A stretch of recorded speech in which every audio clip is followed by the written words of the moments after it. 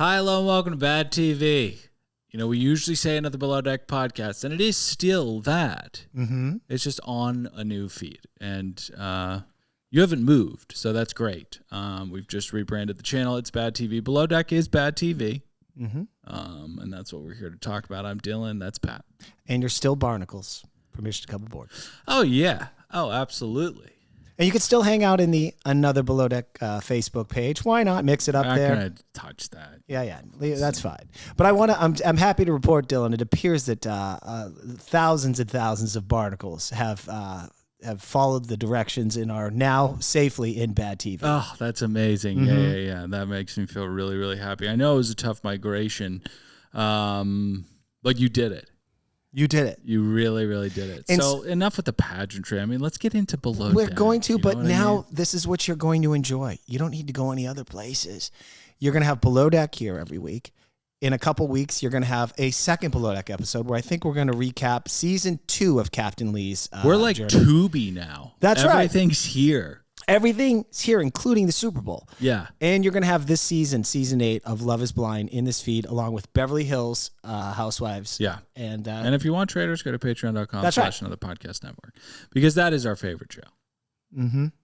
It's our best show.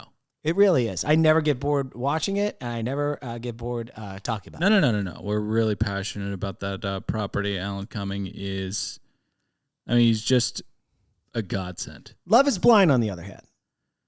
I'm emotionally invested, but we got to get out of those pods. We'll talk about it on this feed in a little bit. Yeah, someone needs to be held accountable for that. I'm not going to say anybody needs to be killed or put in jail, but something. We'll talk about it. We need to talk to our producer at some point. What are you guys doing?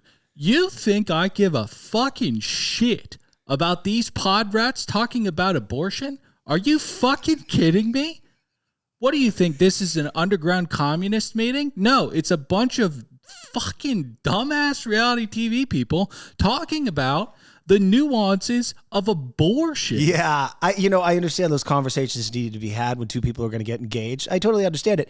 What I don't understand is, why do I need to watch it? I don't need to watch it. Yeah, because my mind didn't change. There was nothing opened or revelatory. Right. But we got to talk about Below Deck. We're going to talk about Below Deck. But here's what they can leave on the cutting room floor next season of Love is Blind. Conversations that go like this. The two people are talking. Okay, I'm going to be the girl. Okay. Wow, I can't believe we're doing this. I know it's crazy, right? Crazy. I know it's crazy. Can you imagine that we're doing this though? Isn't it nuts? Yeah, it is nuts. Yeah. I feel safe with you though. I do too, but we could get married in a couple weeks. I know. Hey, did you get that stack of Would You Rather cards that I put next to you? It's like, oh my God, why is it? We have to talk about Below Deck. That being said, I am emotionally invested. I feel like I've been at one of those camps where they try and brainwash me. Somehow they've gotten me. Are you talking about Scientology camp? Maybe one of those cults. I've watched enough of these people talk. I need to see where it goes. Yeah. But I'm ready to talk about Below Deck. All right. Oh, another piece of housekeeping. Perhaps this is a moot point at this stage of the game. Family members or friends thereof of a certain cast member of a C-Rat, stay out of my goddamn DMs and our message board. I don't care. Your dumb family member or friend, whoever he is, signed up for this show. Therefore, he's opened himself to mockery. Tough. Tittles. And that's what we do. Does it have a negative energy signature? Yeah. Are we good people? Yeah. But if you're going to be a dickbag on TV, we're going to talk about how you're a dickbag on TV. That's all we can do. Let's get into Below Deck. I give this episode so many pots. One thing though, I can't do nasty thumbnail stuff. I got queasy. Oh, God, it's so gross. I do not like blood. I'm a wimp that way. Yeah. Every second that they cut to that, I was like, they should have put one of those things like this episode contains blood or something. Disgusting. It was gross. What if I was eating? I would have been pissed. 2 pots. For that? Yeah. Just that alone knocked it down 98 pots for me. Wow, that's a big deduction. It's a massive deduction. Well, I'm loving this poor season. Harry.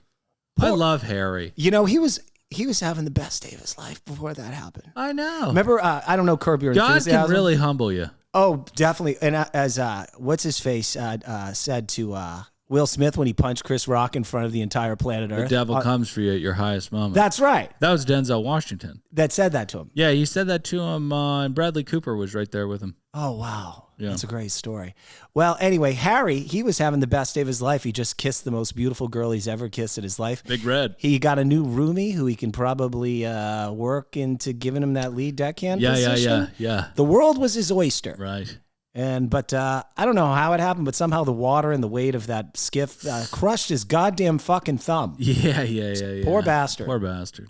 2 pots. 2 pots. Okay, I really like Harry this season. Harry, I like you a lot. You're a star. He's getting the drama going. You mean star like Barbara Streisand star? That's right. Oh, wow. He's back channeling stuff. He's going for it, making out with girls, making moves. He's quietly like the center of the through line of my emotional caring for the show right now. Yeah. I want to see him hook up with her. Yeah. Anyway, I also... It's pretty much like Barbara Streisand. Mm-hmm. A Star is Born. Zarina and Anthony. Tell me something, girl.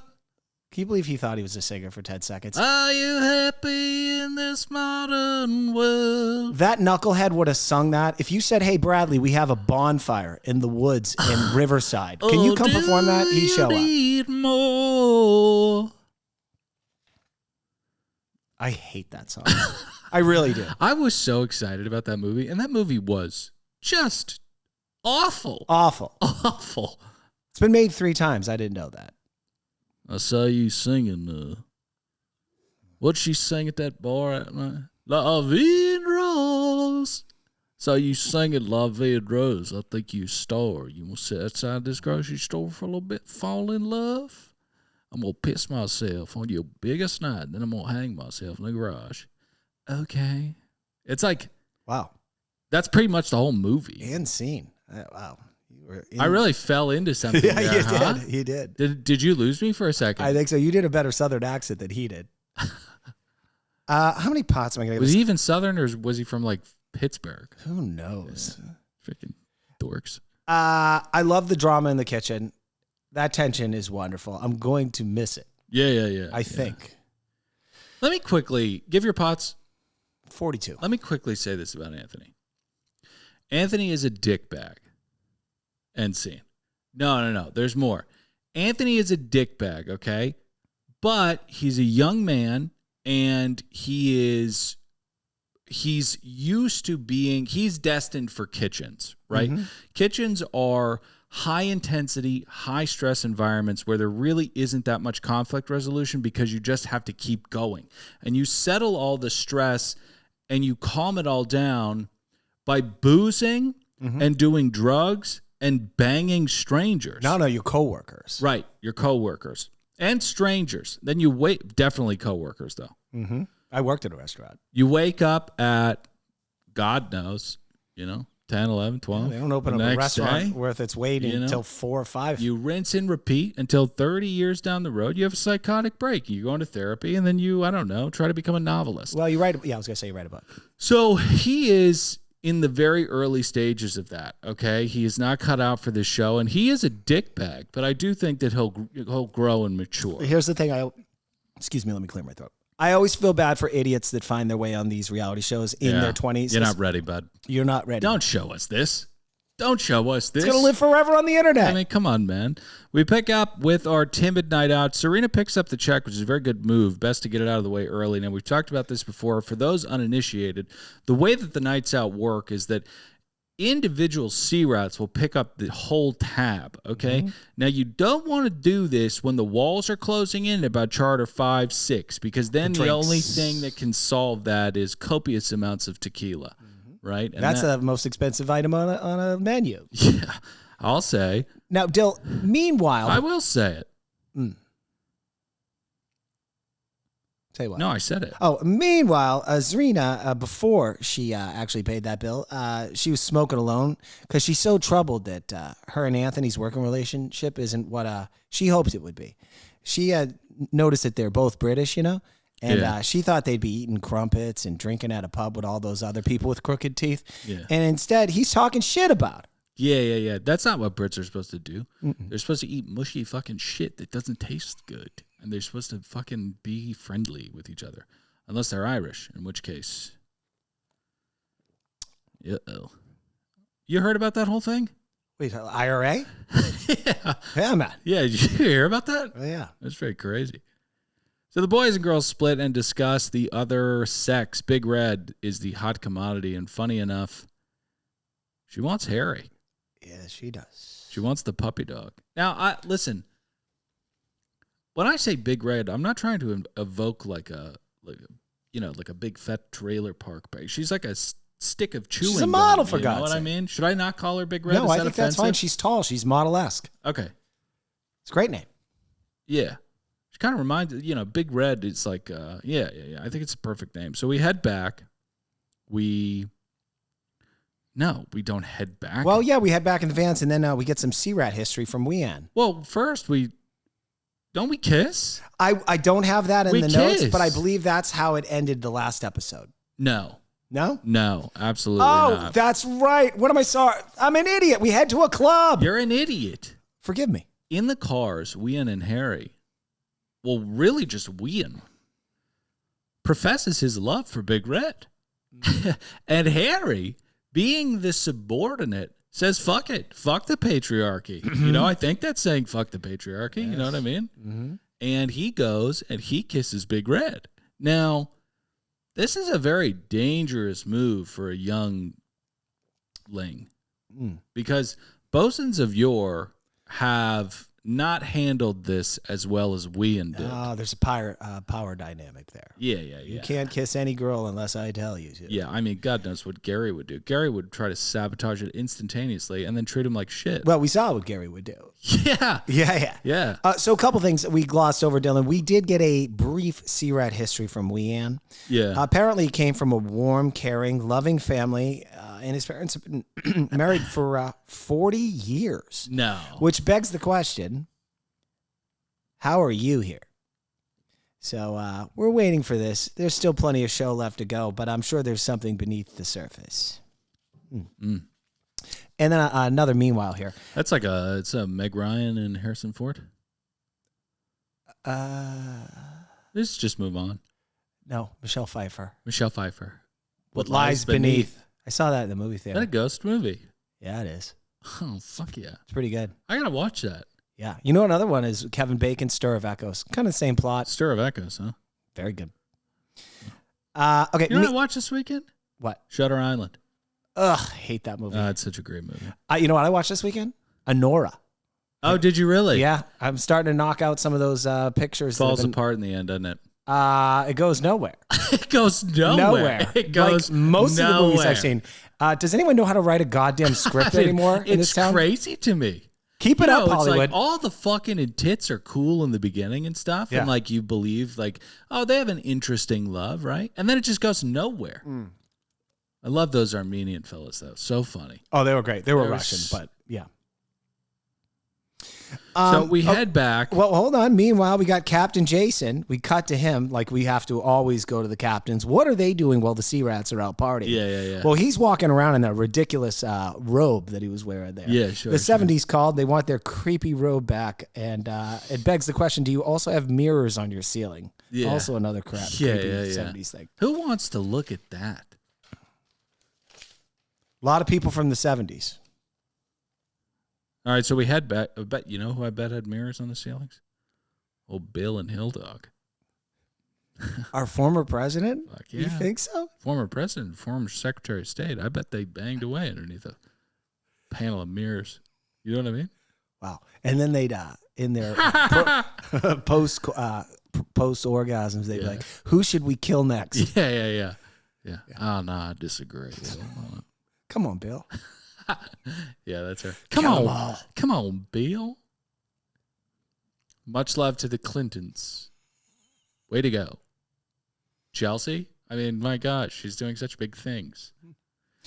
So, yeah, this is at the club before we head back. Yes, this is where Harry, I think he kind of pushed that kiss on her. Don't get me wrong. She didn't push away. No, she didn't push away. I think she really likes him. Good job, Harry.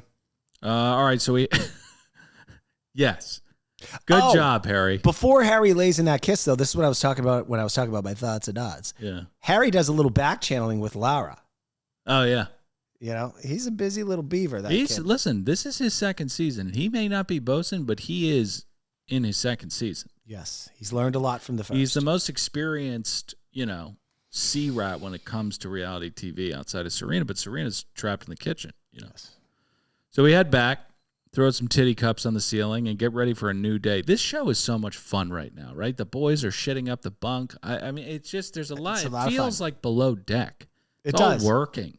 You know what I mean? I understand why, and Glenn, much respect to you, but I understand why they probably contemplated shelving your season. Your season is something that hurts the brand.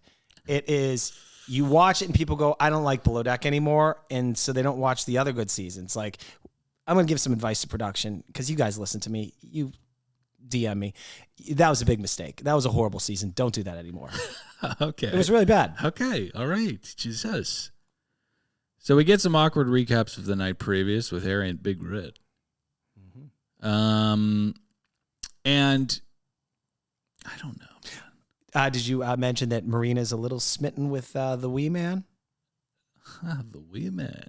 Yeah. I love that. Wean is the wee man. Yeah. Well, Wean attempts to drive a wedge a little in between Big Red and Harry, but it's not working. And credit to Wean.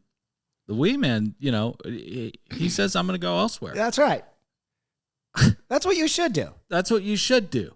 Yeah. Plenty, you know what I mean? Plenty of girls on the boat. That's what William Wallace would do. That's right. 100%. That's what William Wallace Is that the guy who got all his appendages ripped off? Oh, yeah.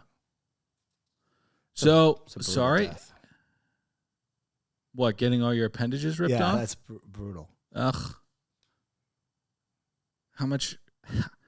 I mean, I can't even imagine. How much would you need to be paid to be drawn and quartered? Oh, what? There's no amount. Yeah. What am I going to do with the rest of my life? You'll be dead for sure. Can't really survive that. William Wallace did, though. In our hearts. Yes. Yeah, I guess that's the price. Like, what do you pay for a legacy? You know what I mean? Oh, my arm. Oh, actually, stop. It fucking hurts so badly. Like, I had no idea. Take it off. Fine. We give up. Yeah. All right. So Jason's getting into the tea a bit. Serena tells the J-Man about Big Red and about Anthony being a dickbag. I like his advice here. You are the boss. I got your back. And he kind of, they have a rapport, so he knows that he can trust her. Yeah, yeah. Well, Harry moves in with Wean, and he's got a pep in his step. But, we talked about, the highs and lows of being a sea rat, really being a human being. Now, Dylan, you're the Curb Your Enthusiasm expert. I've only seen maybe 5 episodes total. But one that I saw I really love, which is an episode where Larry's filming a movie with Martin Scorsese, doing a great job. Sure. He comes back to California. He tells Marty he needs more money. That's right. Yeah. I need more. And he finds out it's a prop money, not. Yeah, he's giving him notes. Right. He's giving him notes. And he finds out that his mother died. And when he asks his stepdad, "Why didn't you call me?" He says, "Well, she said don't bother Larry." And then Larry doesn't feel too bad about his mother dying. Yeah. And what he finds out is that because his mother's dead, it gives him a free pass to avoid all the stuff that he hates, which is living life. That is such a bizarre episode for you to have just stumbled upon. Oh, I loved it because the clouds part, it's kind of like I'm using this as an analogy for Harry before his thumb got ripped the fuck off, is if you remember, there's little things like there's suddenly a parking spot that opens up for Larry. People that wanted him to show up to some business thing, they say, "Larry, don't worry about it. Your mother died. You don't need to come." And he realizes how beautiful this actually ended up. Mm-hmm. It was a great day. And then I think it goes south in the end. Yeah, no, it always does. A, B, and C storylines all converge into one kind of anarchistic moment for Larry. But if you examine the genius of that for one moment, this man wrote an episode of television wherein he was gleeful and made all the use he possibly could out of his mother's death. That's right. Yep. Amazing stuff. And we'll talk about Below Deck. If you're new to the show, we kind of attempt to not talk about it, but we always find our way back after an ad break. Guys, listen. Oh, yeah. Oh, my gosh. Oh, which one are we going to do first? Because I love all our advertisers. Well, I'm feeling a little bit hungry. How are you? Oh, I'm starving. Yeah. You know what would be great right now? Tell me. Factor. I love Factor. Maybe we should talk about Below Deck a little bit more. Yeah, I think so. All right, Dill, this is the best part of the episode. This is Marina and Bree. They discuss Harry.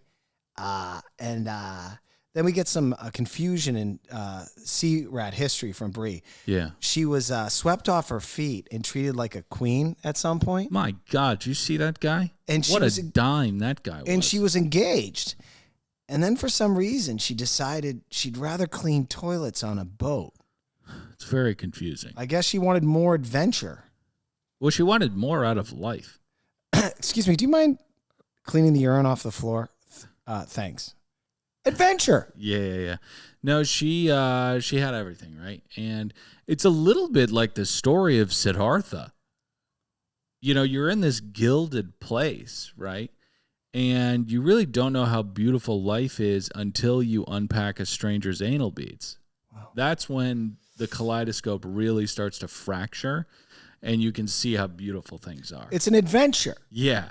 So she didn't want to be confined to Jersey farmhouse housewife, and we get to... She graphs a lot on what that life would have been.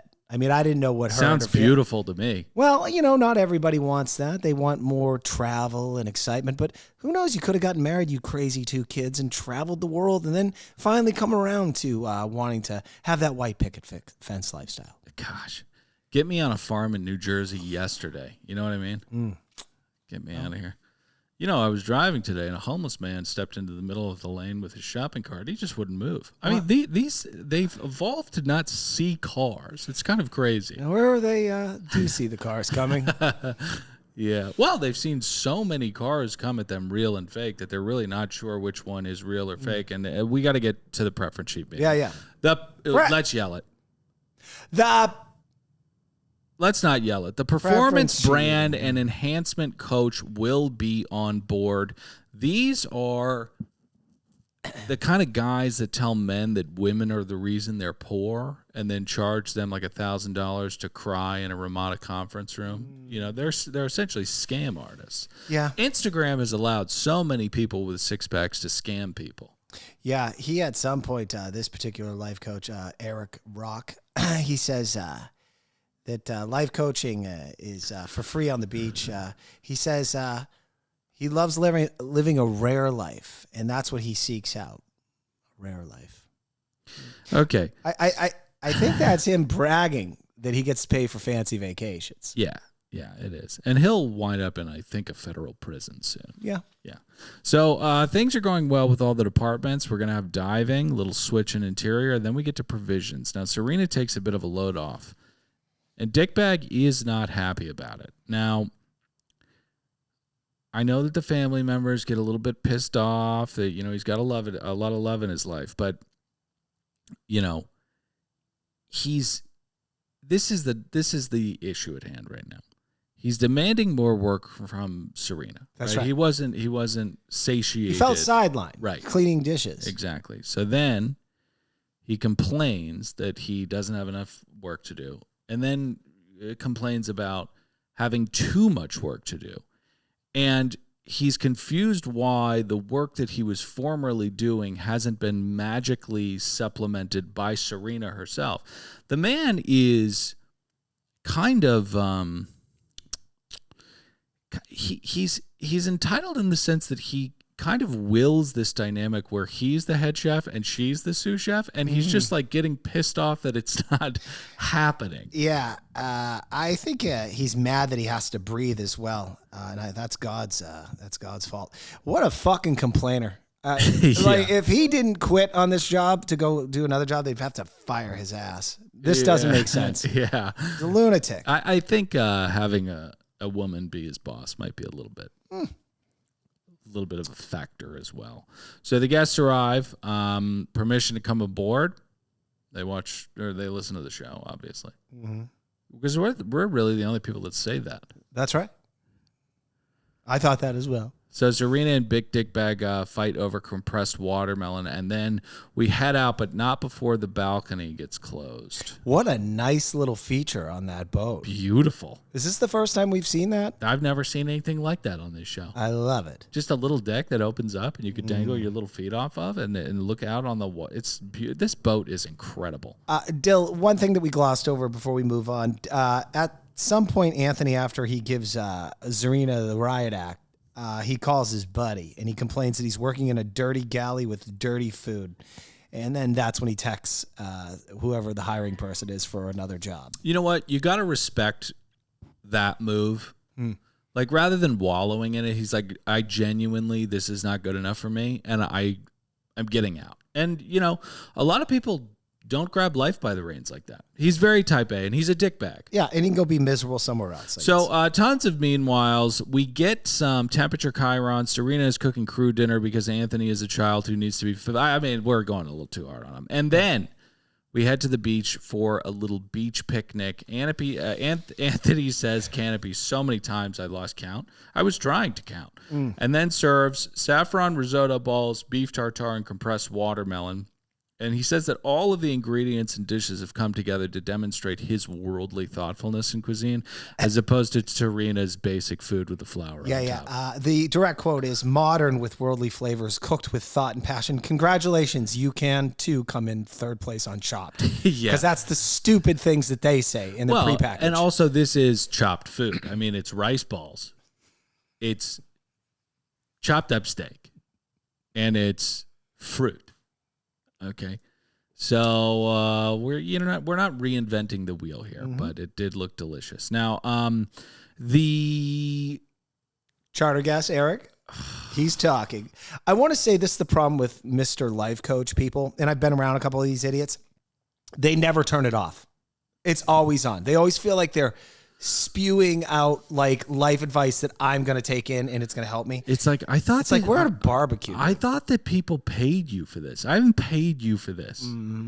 That's my consent. I agree in some fucking stupor of darkness to pay you for these words. Live one day, every day like it's your last, and awaken the leader inside of you. Wow. The world doesn't have enough leaders. I hadn't thought about that. Thanks. So we get to Harry's injury. Ugh. So gross. Him screaming, it's one of those things like you couldn't act that. No. That was very real pain and very real horror. I know soldiers see much worse. I've heard tale of men trying to resuscitate people and perform CPR, but they don't have a chest. Oh my God. That's really tough. Wow. It's like they're... doing CPR on the invisible man, Yeah, or they're doing CPR on an empty, cavern of gore and dirt. You know what I mean? You can't resuscitate that. God. Isn't that awful? War is awful. You know what else it is? A racket. So, the Brazilian is amazing in this moment. This is the kind of energy you need during a crisis. She's like, don't look at it. Calm down. It's fine. She did better than me. I would have screamed. I would have screamed and cried. So, good job for her. I'm going to make a prediction. I think Marina is on another season. She's great. So, we get to treating Harry's injury. His fingernail is ripped off. He can't get it wet at all, and he might have fractured his finger. Gross. And we've talked about it before. The thumb is really the thing that makes us human. I've said it, and I'll say it again. I'm not really scared of anything without a thumb. So we get to dinner. Gratitude is the attitude. Thanks for making me good looking, God. Amen. Well, first that was the prayer.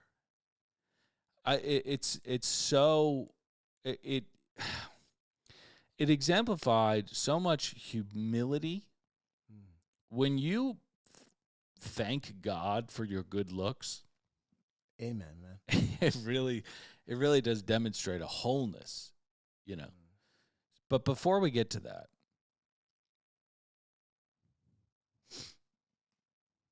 we have to talk about an amazing company. Oh, yeah, man. No, we're going to get to them in a second because it would seem as though Dickbag might have been a little loopy when he was making that octopus. Oh, would you say he was probably taking a little CBD or something? Maybe a little CBD, maybe a little THC. Oh, you know what I mean?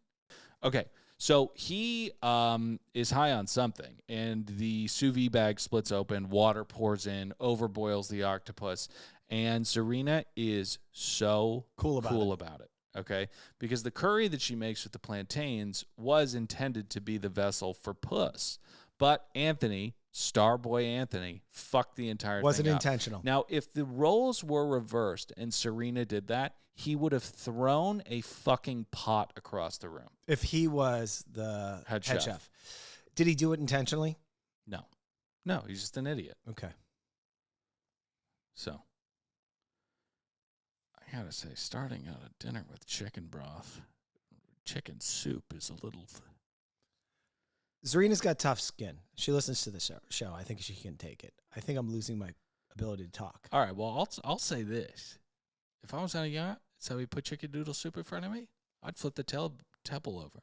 I don't care if it was bolted down. I would flip it over. Teresa Giudice style. Oh, absolutely.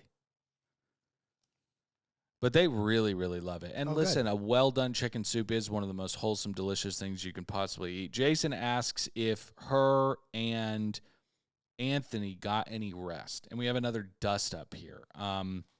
She says no, and that she told Anthony that they could balance things better, to which he has these Travis Bickle kind of like calm freakouts. Mm-hmm. You know what I mean? And tells her that he's not complaining and that everything falls on him. And we know that you're not complaining. You're not complaining.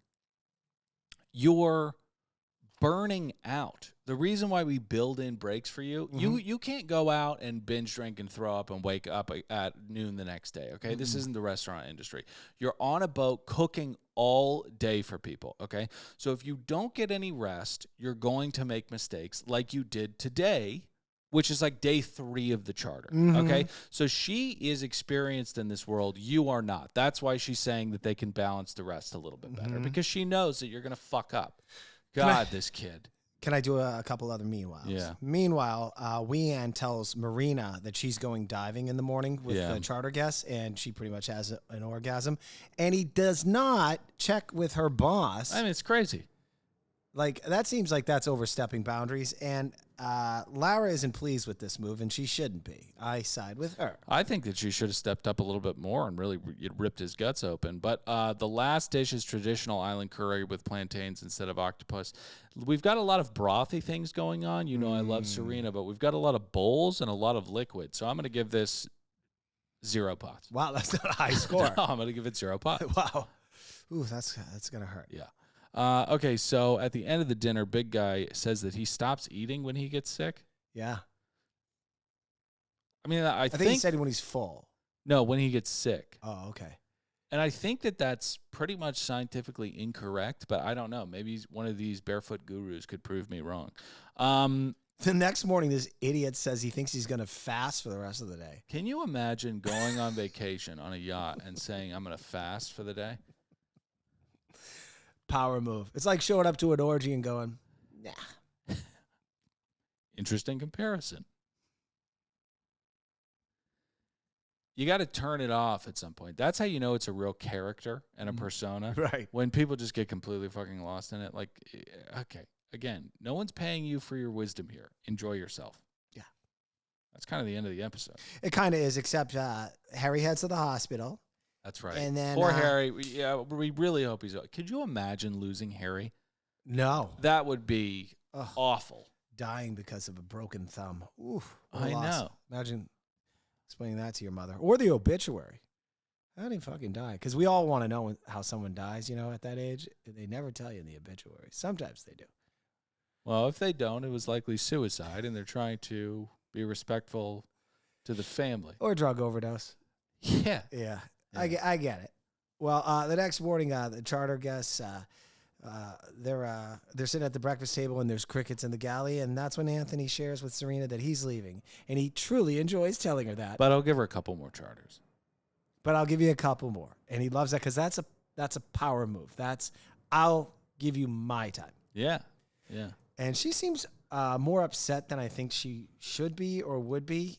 Well, she goes straight up to Captain Jason. Hot ass comes downstairs, and he really sets the galley on fire. I think he says, you can get the fuck out of here. Yeah, you can get the fuck out of here now. I got to say, this kid's going to be successful.